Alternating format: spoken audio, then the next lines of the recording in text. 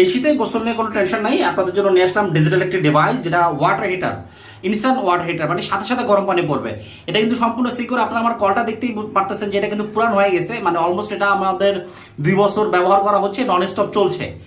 তো এটা নিয়ে ভয় পাওয়ার কিছু নাই, এটা একদম সিকিউর, নিরাপদ। আমাদের এই মেশিনটা আপনি যতই বিদ্যুতের কানেকশন দেন, পানির প্রেশার না থাকলে এই মেশিনটা কখনোই অন হবে না। তো চলুন আমরা আপনাদেরকে দেখাই যে কিভাবে এটা চালাতে হয়।